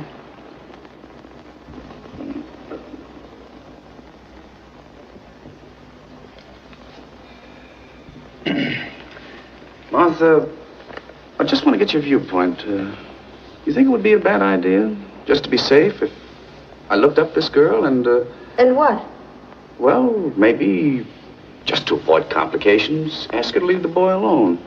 And if necessary, buy her off. Now, Henry, don't even consider anything as foolish as that. All right. It's just a thought. If you want me to, I'll drop it. Good. How much did you pay the girl? What do you mean? Don't I know my Henry and his innocent eyes? I beg your pardon, sir, but you told me to let you know when Mr. Jack arrived, sir. He's just come in, sir. Thank you. You see, he's home early for the first time in weeks, and I'll tell you why. He went to the theater as usual, and she gave him his walking papers. And the poor boy is probably all upset. I hope he is. And Martha, don't you baby him. Don't you spoil what I've done. Hello. Hello, sir. Hello, Mother. Hello, Father. How are you, Jack? Fine. You look a little depressed. Well, me? Well, I never felt better in all my life. Besides that, I could use $100. $100? What for? Well, I want to throw a little party tonight. Take someone out. Oh, I see. Tell me, whom are you going round with these days, Jack? Now, Martha, that's Jack's personal life, and we shouldn't pry into it. Here you are, Jack. There's your $100. Thanks, Father. Have a good time. Thanks. And I'm not interested in whom you're taking out. I'm sure she's all right. Anyway, it's none of our business whether you're taking out Mary Jones, Helen Smith, Mitzi Glutz, or Peggy Nash. Peggy Nash? Father, what is this? Are you trailing me? Where'd you hear that name? I don't know. Martha, where did we hear that name? I don't know, and don't ask me. Well, one has friends, and yes, and one goes to lunch. Tell me, isn't she a Follies girl famous for coming down a staircase? Well, now look, we're all grown up, aren't we? Why, certainly. Well, I had a crush on her. Ah, and why not? Why shouldn't he? I don't know, and don't ask me. I understand she's a very attractive girl. Oh, she is. And I took her pretty seriously. Oh, you did, huh? Yes, very. And then after a little time... Yes? I got tired of her. Oh, well, you did, huh? So then I faced the problem of how to get rid of her. You know, things like that aren't easy. I should say not. Don't ask me. I didn't ask you. I merely made a statement. Go on, Jack. But after all, what could she do to me? I hadn't promised her anything. You hadn't? I should say not. I wasn't the first romance in her life. You know, I'm no baby. But nevertheless, you went there expecting a lot of trouble, didn't you? Yes. But to my surprise, she was so big about the whole thing and let me off so easily. Oh, she did, huh? Well, isn't that fortunate? Yes. You know, she was so wonderful about the whole thing that I almost fell in love with her again. Oh. Oh, but it's all over now, and I'm glad of it. And so am I. And so am I. As a matter of fact, I never was happier in my life. And while we're on the subject, Jack, I think you're getting to the age where you should start to look around for a really nice girl. Oh, I don't have to look around. I've met her already. Oh, you have? A wonderful girl. The most wonderful girl I ever met in my life. Really? Well, isn't that nice? Tell me, who is the young lady? Is she someone I might know? A New York girl, perhaps? Oh, no, she comes from Philadelphia. Oh, from Philadelphia. Somehow Philadelphia always sounds right, doesn't it, Martha? Yes, it does. Tell us who she is. Yes, tell us. Well, have you been to Earl Carroll's Vanities? You mean this girl comes down a staircase, too? Oh, I should say not this girl. This one slides down the banister, falls right in the orchestra, and lands bang, right on the big drum. Oh, you'll be crazy about her. Well, see you tomorrow. I have to run along.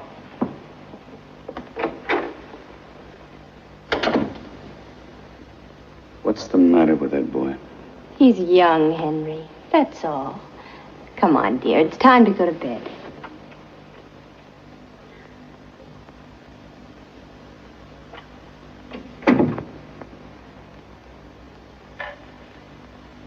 Martha, I want to ask you something, and don't spare my feelings. Be absolutely frank. I always am. If you didn't know me, and you saw me for the first time on the street or in a restaurant, Martha, do you think I'm getting a little heavy? Don't let that worry you. As a matter of fact, I like it. Let me tell you something. Nearly 15 years ago, when you and Grandfather brought me back from Kansas, I still didn't feel that you really belonged to me, and only to me.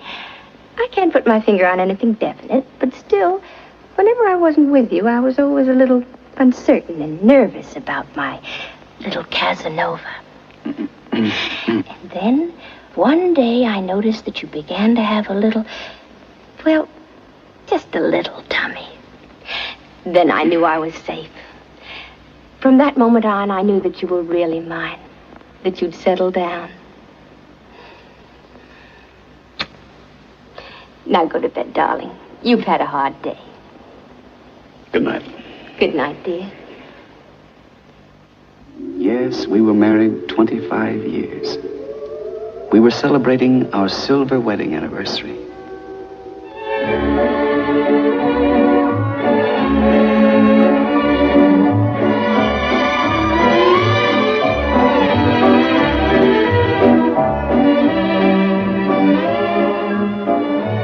Have you seen Mrs. Van Cleve? No, sir. I've been in the kitchen.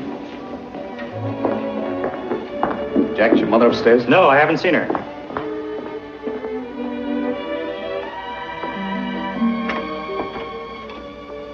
Darling, what are you doing in here all alone?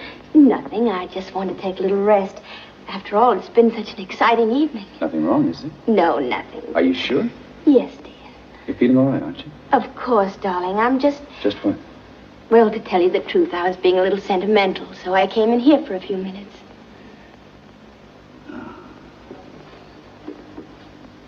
Yes. This is where it all started. 25 years ago.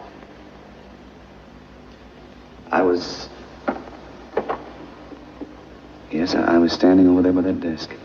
No, you were sitting in the chair. Yes, you're right. And then you came in and you stood by the desk. Then suddenly you started walking toward me. Very slowly, very slowly. I could count every step. Oh, you were such a frightened little girl, and the closer I came, the more frightened you were. Darling, I want to make a confession. After all, we've been married 25 years. What is it? I wasn't frightened at all.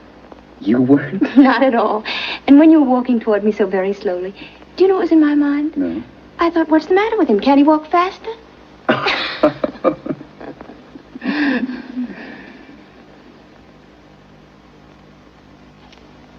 And then I ran out into the hall.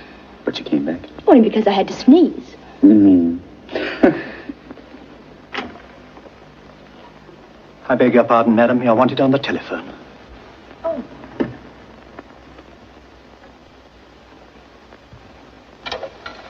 Hello?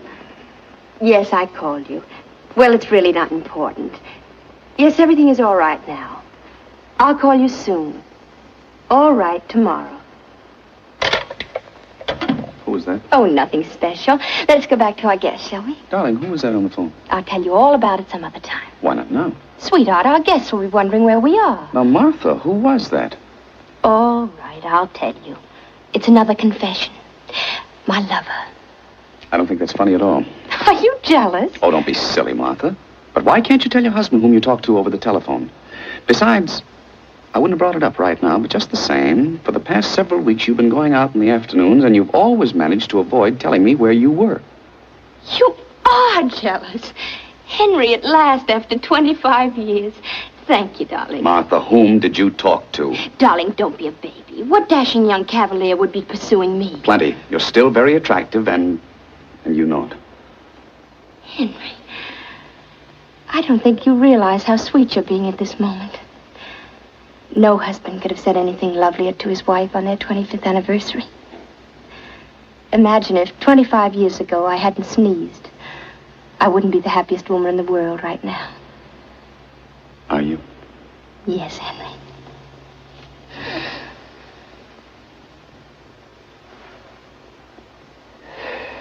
Now, who was it? I'll tell you tomorrow. I am not going to leave this room until you tell me. Well, knowing my obstinate little boy, you promise to be sensible and not make a mountain out of a molehill? I promise. Now. Well, you know how women are. We have too much time on our hands, and we begin to imagine that there are things wrong with us. And I'm no exception, so I've been going to a doctor, that's all. Darling, I feel like a fool. Now, I have a confession I must make to you. I really was jealous. Martha, what did you go to the doctor for? What's wrong? Nothing, really. Well, so that's why you came in this room. You weren't feeling well. Darling, is it serious? I tell you, it's nothing at all. Just a little dizzy spell. Darling. Now, you promise to be sensible. Come on, let's dance. Martha, what did the doctor say? Listen, dear, if I take 5 drops 3 times a day, and if you don't worry about me too much, we'll both live to celebrate our golden anniversary. Now, come on, let's dance.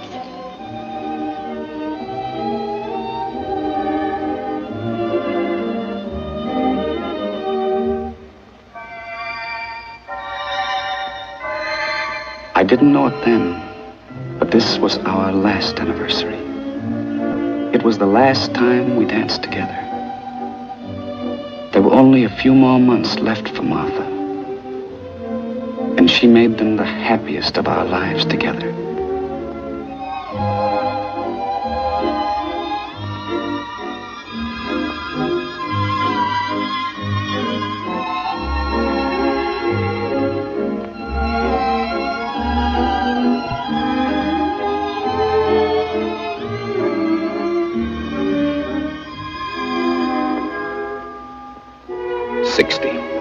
Yes, I was 60.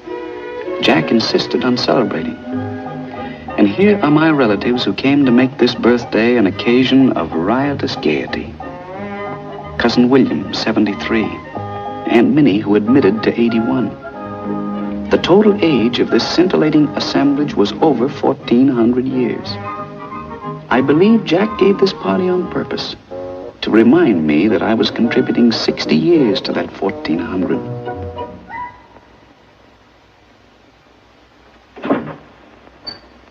Good morning. Good morning, Miss Ralston. Is Mr. Van Cleve down yet? He's having his breakfast. Thank you. Good morning, Mr. Van Cleve. Good morning, Miss Ralston. Sorry to get you up so early, but I want these 2 letters to leave on the 9:30 plane. Yes, Mr. Van Cleve. And when you get back to the office, will you please see that I get a complete domestic report from every department before noon, because I may go to Chicago. Very well. Now, there's just one little thing. It's, well, a letter came in from your father addressed to the board of directors, and Is he trying to go over my head again? I'm sure he didn't mean it that way. What does he want? We live together in the same house, and then he writes letters to the board of directors. What's the old gentleman trying to put over this time? He wants the board of directors to vote him a bonus. A bonus? He talked to me yesterday, confidentially. In case that bonus doesn't go through, he wanted me to persuade you to give him at least an advance on his monthly check. He shouldn't go to you, Miss Ralston. Oh, but... Well, I'm going to give him a lesson.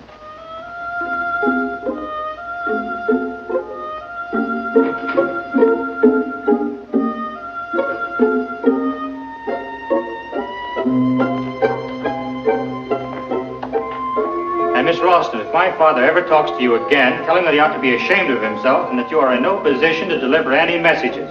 Yes, Mr. Van Cleve. Why, Mr. Van Cleve?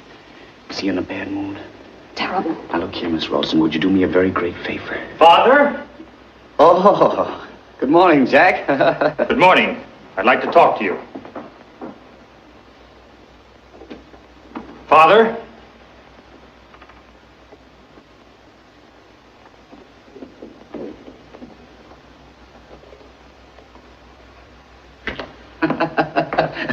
I heard a very funny story. You'll love it. It'll start your day off with a laugh.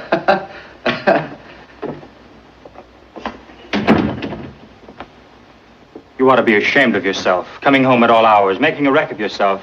How much longer do you think you can keep this up? Please, Jack, don't scold me. Someday you're going to collapse. Do I look that bad? You look like a ghost. I know you're right, Jack. I know I should change my way of living. But, my boy, put yourself in my position. I'm lonesome. You're always away somewhere on business. And being alone in this big house night after night, you don't know what it's like. Neither do you, because you're never at home. But I can imagine what it's like. And, Jack, it's horrible. Now, my boy, I want to talk to you. I'm not fooling myself. I'm not getting any younger. I think the time has come for me to change my way of living. You know, Jack, when a man gets to be 60, the blood doesn't flow as fast anymore. Instead of a wild mountain stream, it becomes a quiet little brook. The other day, when I was sitting here all alone, you know what I felt like doing? What? I felt like I wanted to sit in a nice, comfortable chair and read and read and read. Well, why didn't you? You know, the library's full of books, and I'm sure you haven't read one of them. Jack, the eyes can't take it anymore. Why don't you go to an oculist? Yes, that might do. Yes, that might do. But, on the other hand, what do you think of the idea of having, well, some kind of reader? You know, someone with a pleasant voice, nice diction. I know just what you want. You mean one of those nice, quiet fellows from Yale or Harvard. Oh, they're easy to get. Now, who is she? Jack, you have the most suspicious mind. Come on. How old is she? Well, she's an unusually adult young woman. I met her at old Wilson Weatherby. She was his reader. The whole thing sounds a little fishy to me. Now, Jack, why do you want to deprive your old father of a little cultural pleasure? I can think of nothing more dignified and homelike than sitting in front of a fireplace and having someone read a fine book to me. Something worthwhile. Something...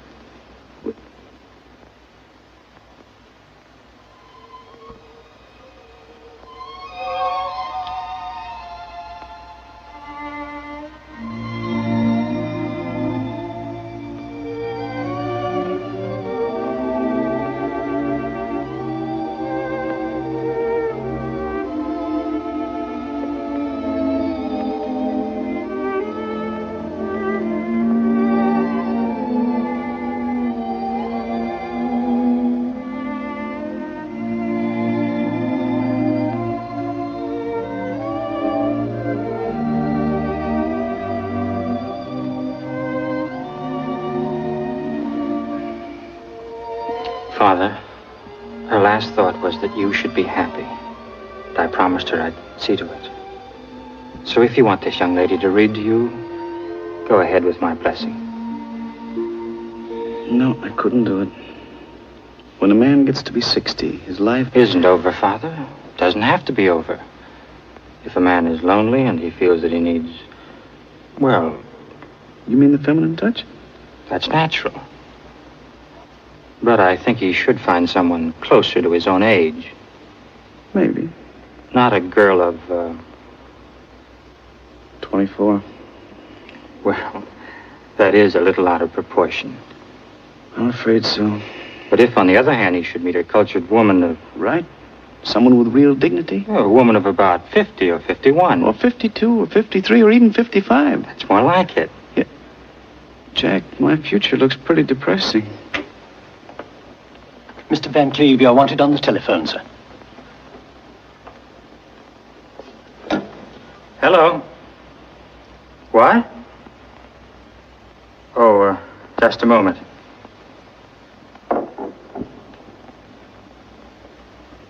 It's for you, Poochie.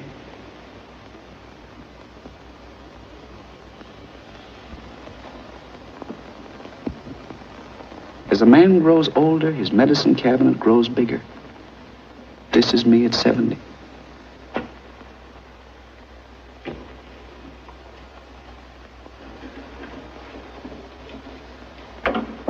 Now, really, there's nothing to worry about. But Mrs. Van Cleve, please... I know, but it was his 70th birthday yesterday, and I didn't have the heart to keep him from celebrating a little. You know, I hate to go to that banquet and leave the old man alone. I'd just as soon stay home. No. It's perfectly all right for you to go. In fact, the fewer people around him, the better off he'll be.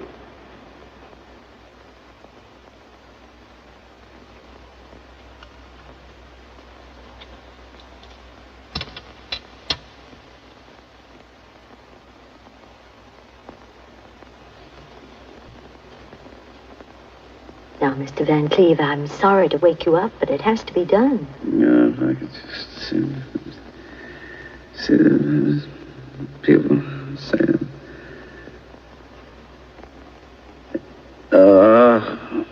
Now, open your mouth, please. Oh, go away, and leave me alone. Oh. What was that dream all about? Oh, I was having such a good time. Just open your mouth. What was that all about? Oh, yes.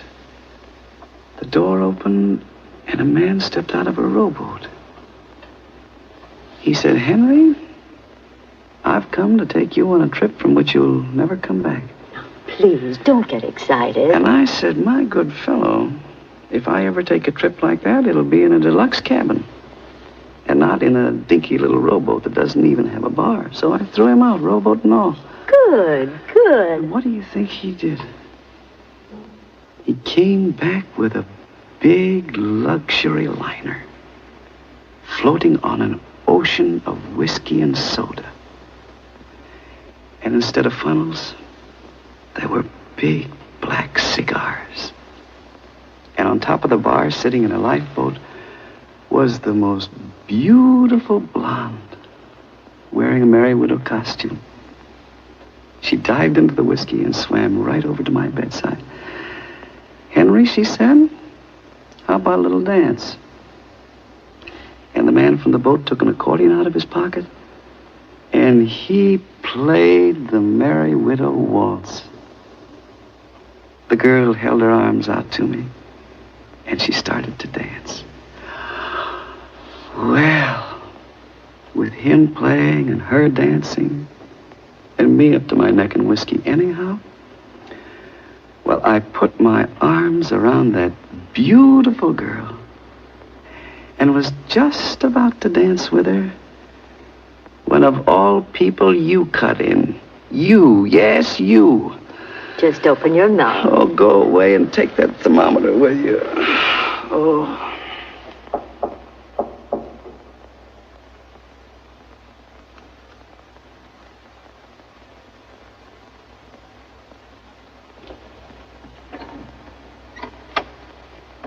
The night nurse has just arrived. All right.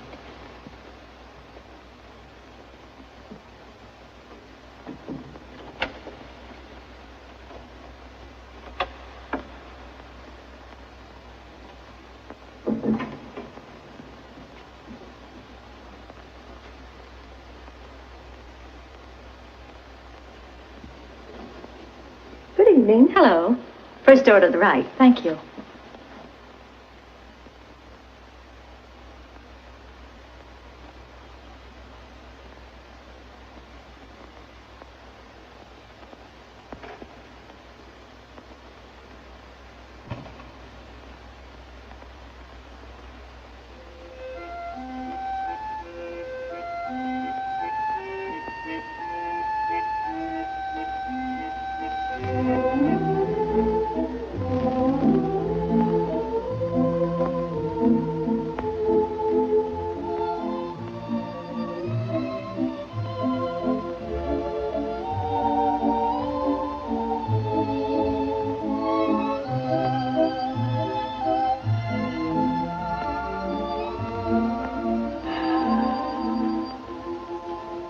I'd fallen asleep, and suddenly I was awakened by a caressing touch on my forehead. I opened my eyes, and there she was, sitting right on the edge of the bed. Nellie Brown, registered nurse. Your Excellency, one look at her, and it didn't matter whether she was registered or not. Then she took out a thermometer, and she said, "Open your mouth." Who wouldn't for Nellie? And then she put the thermometer in, and my temperature went up to 110. Who could ask for a more beautiful death?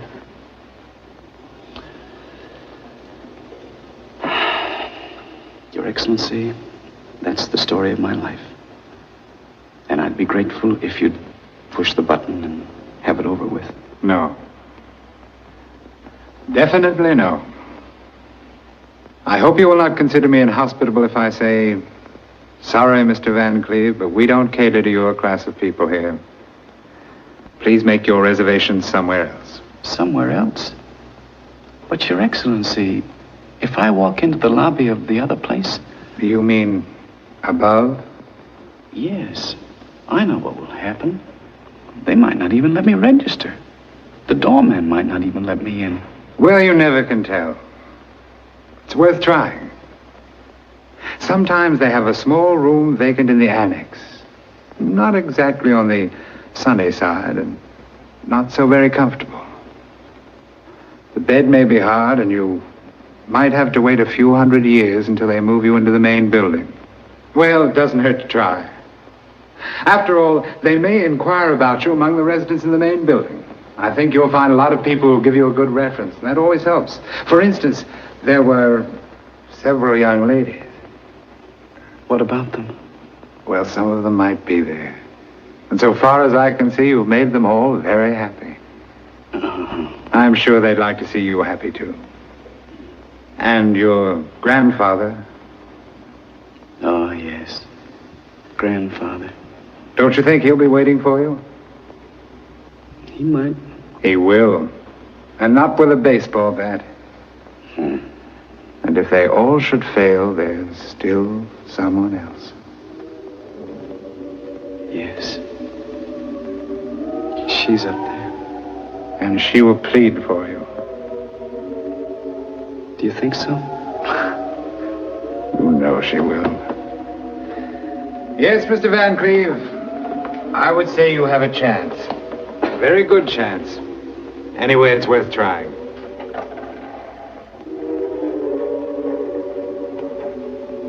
Goodbye. Goodbye, Your Excellency. And thank you. Good luck. I'll need it.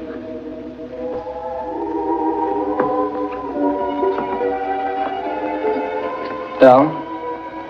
No. Up.